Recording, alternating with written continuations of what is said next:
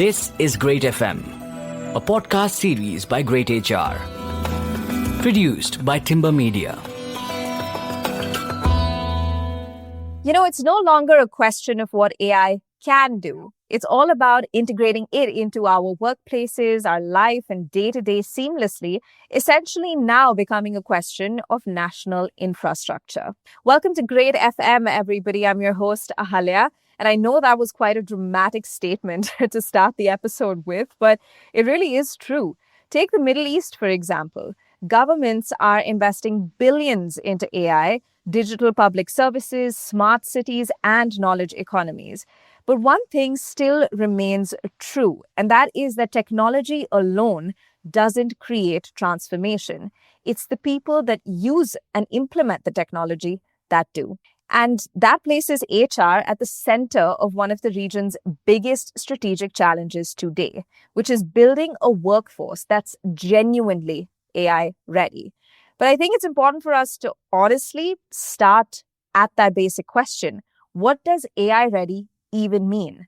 So in today's episode, we're exploring what it really takes to build an AI-ready workforce, where organizations are getting it right, where they're falling behind, and how HR can move from reacting to AI disruption and shaping it instead.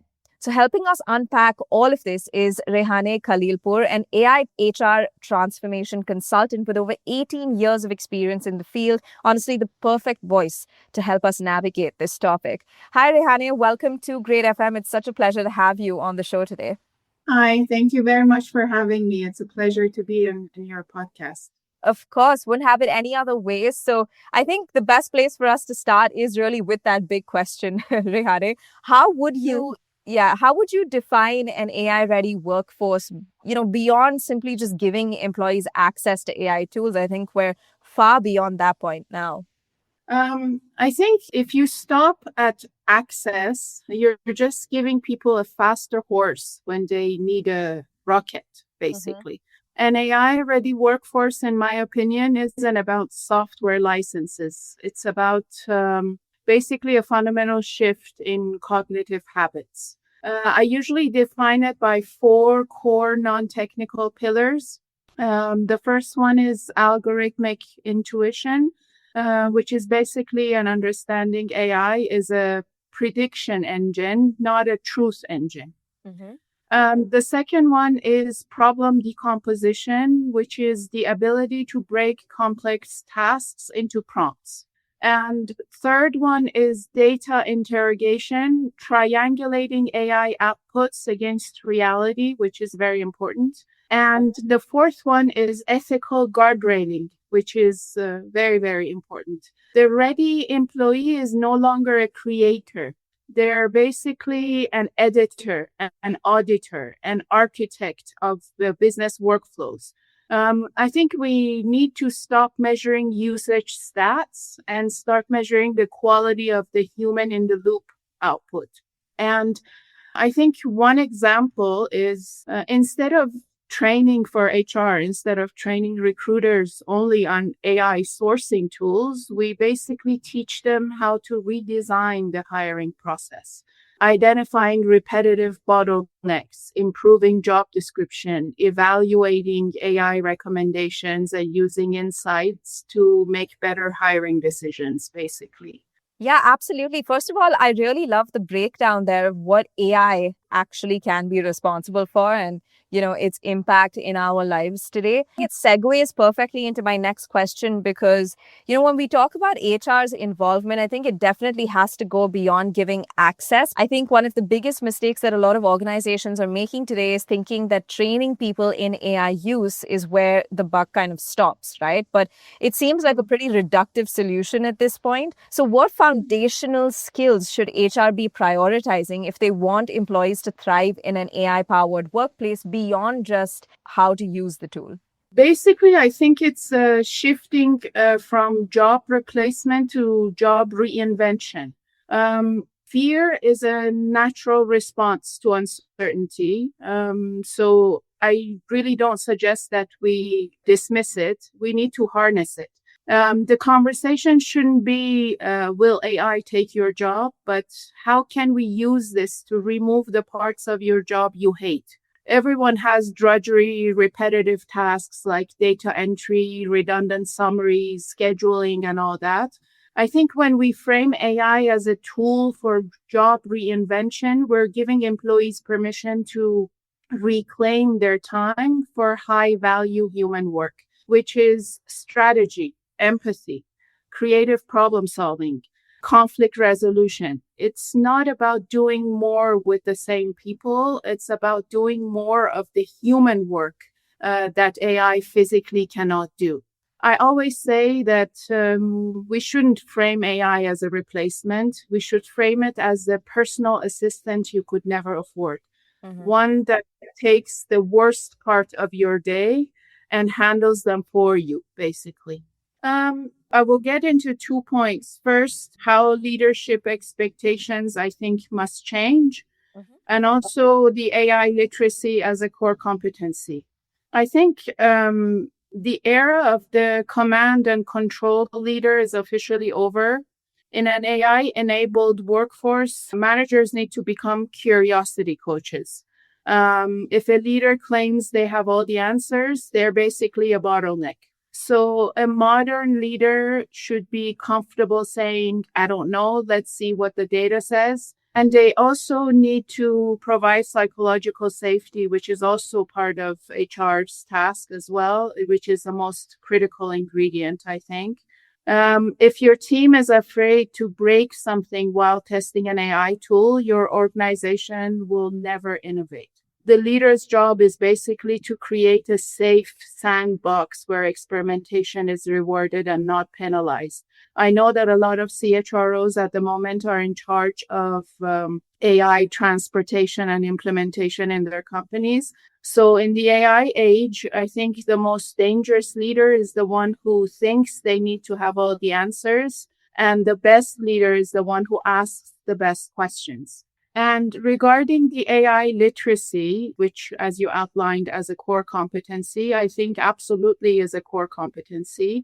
And we need to stop treating AI literacy as a nice to have certification and start treating it as a foundational competency, which I usually don't see in many of the organizations or startups. Which is unfortunate. Just like we did with email and spreadsheet proficiency like 20 years ago. But HR cannot just host a one-off lunch and learn. We need to embed it in the flow of work, basically. This means integrating AI-specific KPIs into performance reviews, for example. Not for the sake of surveillance, but to encourage experimentation. It's about micro-skilling, identifying the 15-minute workflows that can be automated, teaching the team to master them on the job rather than in a classroom. That's basically one of the main things that's very important. If your learning strategy for AI looks like a lecture from 2010, your results will obviously look like 2010. Real AI literacy happens in a browser, not in the boardroom. And if I want to give an example, AI literacy is not at all about teaching employees how to use ChatGPT or another tool. It's about developing the ability to identify opportunities, ask better questions, evaluate AI outputs, and make responsible decisions. An AI-ready workforce basically understands where AI can enhance human judgment, redesign workflows, and create business value, not simply automate tasks. Such a valid point that you brought up about AI literacy not just being how to use the tool itself, but to really start thinking differently, right? And I do think we've all got a little caught up in the uncertainty and the instability. But like you rightly pointed out, it's time to move beyond that and just look at it for what it is, which is another wave of tech disruption. And yes, it might be a much bigger wave than we've ever encountered, but something that can be navigated nonetheless, right? I do want to pivot the conversation a little bit in the context of the Middle East itself, and your perspective there will be very helpful, Reyhaneh. But the Middle East has ambitious national AI strategies, which I think makes it a blanket priority for the entire geography. But how does that actually work or play out when different organizations are probably at very different stages of AI maturity, right? Not everyone is on the same level at the same time. The Middle East, if I want to say, is it ahead of the curve or catching up, is basically in a unique position, I think. While the West is often bogged down by legacy systems or entrenched institutional inertia, the Middle East, particularly the UAE, has made digital transformation a top-down national imperative, which is very important. With national AI strategies and massive infrastructure investments that's been going on, they bypassed the pilot phase in many sectors. Where they're ahead is in bold state-level implementation and a willingness to reinvent sectors from scratch. I think where the work remains is in the middle management gap, which is very, very apparent. Translating that massive national vision into daily granular behavioral changes at the local organizational level. I always say that strategy is easy. Cultural adoption is where the real work happens. The Middle East is currently building the world's most advanced digital stage. Now the focus must shift, I think, from the infrastructure to the actors. The actors, I mean the workforce, who need to learn how to play on this infrastructure. So the Middle East is actually moving faster than many regions, as we've outlined already, in terms of AI ambition and investments, especially in countries like Saudi Arabia and UAE. Governments and large organizations are now actively building AI strategies. They're investing in their infrastructure. They're encouraging adoption. However, the gap, that I see is not usually access to AI tools. It's organizational readiness. Many companies are still catching up on AI governance, workforce skills, process redesign, and integrating AI into everyday decision-making. So I believe the region is ahead in AI vision and investment, but the next challenge would be moving from AI experimentation to measurable business transformation. Many companies in the GCC have given employees access to AI tools, but the real differentiator, I think, will be whether HR teams can redesign recruitment, L&D, workforce planning around AI, not just use AI to write faster emails. And I think you bring up a very valid point about the focus kind of shifting onto the workforce, right? And upskilling having to be a big part of this conversation. But I do want to bring in a caveat there. Upskilling often struggles because for a lot of us, learning is separate from work, right? You say, I'm going to go do my job for 8 hours of the day, and then I'm going to make time to learn. And I think HR teams probably face the same challenge when it comes to AI upskilling. So how do you think HR professionals and functions can build learning into everyday workflows rather than treating it as an annual training exercise? Because like you pointed out, that just doesn't work anymore. I think we need to address, as HRs, we need to address the replacement anxiety and mass layoffs, it's a disservice to pretend this transition will be frictionless. We all know that it's a huge transition. We're looking for a period of intense skill transition. Yes, roles will shift and some will disappear, some may change, but we have to look at the history of productivity. Automation has historically, if we look at it, created more jobs than it has destroyed. But it rarely destroys and creates them for the same people. So HR responsibility here isn't to protect a job title that's becoming obsolete. is to provide career mobility for human beings. We need to shift from job security, which is a false promise in a tech-driven market, as we all know it, to employability security.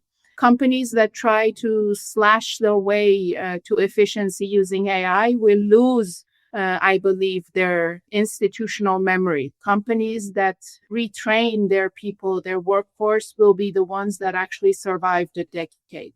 AI won't replace people, but people who use AI effectively will replace those who refuse to adapt, which I still see a lot of people with a huge amount of resistance towards AI. Our job in HR is to ensure our people are in the first group, I think. Mm-hmm. And I think, it's also very important to walk that tightrope between being optimistic and also not dismissing genuine concerns. Like you said, I think it's a beautiful way to put it. It would be a huge disservice to pretend that this transition is going to be frictionless. But imagine having a conversation, right, with an employee and trying to put their worries at ease. How do you think HR can actually shift an employee's perspective from I'm going to get replaced to, okay, I think I just need to reinvent myself? What I've seen, the top management usually have, or a lot of people have a fear of dehumanization and the algorithmic management. I think those two are the biggest risks, and those two are the biggest topics that I usually encounter. If we use AI to micromanage, track keystrokes, or turn employees into data points, we've failed before we've started. I think that isn't AI readiness. That's digital sweet shop management, basically. The true promise of AI is the exact opposite. It's about liberating the humans, the workforce, by offloading the robotic parts of the job to an algorithm. We finally, I think, will have the space to focus on the human premium, the coaching, the creative conflict resolution, the empathy-led leadership, the cultural nuance. If your AI implementation feels cold, you're basically using it to watch people. Ahalia, I always say that. If it feels empowering, you're using it to clear the path for people to do their best work. If AI strategy makes employees or your employees feel like a cog in a machine, you fundamentally misunderstood the technology. I'm sorry to say. But AI should be the machine that frees the human to be more human. I really appreciate your unique perspective because it's very easy to get a lot wrong about this transition and this transformation. And I think people have been conflating mindless access, mindless AI tool implementation with success and progress, right? And it's just those two are just not the same thing. So let me also bring leaders into the conversation at this point, Reyhaneh, because, leaders themselves need to get their hands dirty. They need to get in with the AI mix and know what they're doing before they can expect their workforce to do it, right? So what are your thoughts on leadership and the way that those expectations are changing? And is there something that HR needs to be doing to make their leaders more, level the playing field, so to speak? I think whether we're talking about leadership or the workforce in general, I think it's about culture. Maintaining company culture in a hybrid AI-heavy environment is basically what we're after. Culture is not a physical space. It's a shared set of stories and behaviors. When we layer AI into the mix, we add it on top of everything that's been going on with the culture, we actually have a better chance to strengthen that culture, not weaken it, I think. Why? Because AI can handle the repetitive admin of culture, onboarding documentation, policy FAQs, internal communication summaries, which all happens in HR, leaving HR and leaders with more time for the high touch, high impact interactions and decisions that actually build that culture. So I believe the future of culture is intentionality. We cannot rely on water cooler moments anymore, or ping pong tables, or giving away parties, or I don't know, different things that we see. We have to, or posters that we always see in the companies. We have to be architects of connection. AI handles the coordination. Humans handle the connection, which is hugely important in HR. Culture is the only thing left for leaders that's truly exclusively human. And that I think is where every single leader can play a huge part. And finally, I'm sure there are some metrics that you've seen through the course of your career, Reyhaneh, and metrics that, prove that workplaces that are AI ready look a certain way, they function a certain way, and they operate a certain way. Whereas companies that just simply adopt AI tools simply cannot meet that standard. So if I were to revisit this conversation with you, say 3 years from now, what do you think are those metrics that will distinguish organizations that truly became AI ready from those who, just slapped AI tools onto their dashboard and called it a day? I think I'm going to put my answer in two different segments. First of all, the metrics, as you mentioned, I think AI-ready workforce goes beyond knowing how to use AI tools, as we've mentioned in the beginning. It means employees can identify where AI can create value, redesign workflows, and critically evaluate AI outputs and combine AI capabilities with human judgment. So, for example, and in HR, an AI-ready recruiter doesn't simply use an AI sourcing tool to find candidates. They analyze the whole hiring process, identify bottlenecks such as unclear job requirements or slow feedback loops, and redesign the workflow to improve hiring speed and quality. A lot of evidence from organizations adopting AI successfully shows that the biggest gains come when employees develop AI literacy, data awareness, and problem-solving skills, not just tool proficiency, buying tools and learning how to use those tools. It's useless. The proof of an AI-ready workforce is measurable business impact. Reducing administrative workload, faster decision-making, improved productivity, and employees who proactively find new ways to apply AI to business challenges, like basically an architect analyzing the work bottlenecks and workforce. And the second part of your question, the 3-year look ahead, well, I would say 3 years from now, we'll see a massive divergence, Ahalia. The AI-ready organizations will be defined by one thing: agility in governance.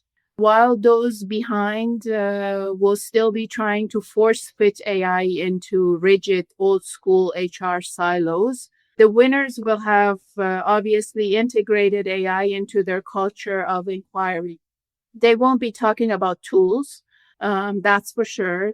That will be invisible background noise. They will be talking about how their organizational structure has evolved to be flatter, more autonomous, more human-centric because AI handled the friction.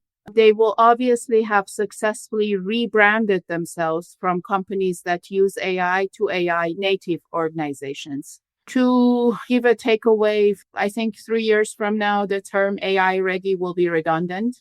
Either you'll be an AI native organization or you'll be an organization that's still reading about how to be one, basically, Ahalia. Yeah, Reyhaneh, that is a very clear-cut way of putting it. I think AI ready will be redundant by then, because at that point, you should have gone with the flow and reached the goal, right? Well, thank you so very much for joining the podcast today. It really has been a very enlightening discussion. And, to have someone's perspective like yours on the show makes this a very practical and insightful conversation for everyone listening. So everyone, will catch you on another episode very soon. But until then, I hope you enjoyed this discussion. Thank you. This is greytFM, a podcast series by greytHR. Produced by Timber Media.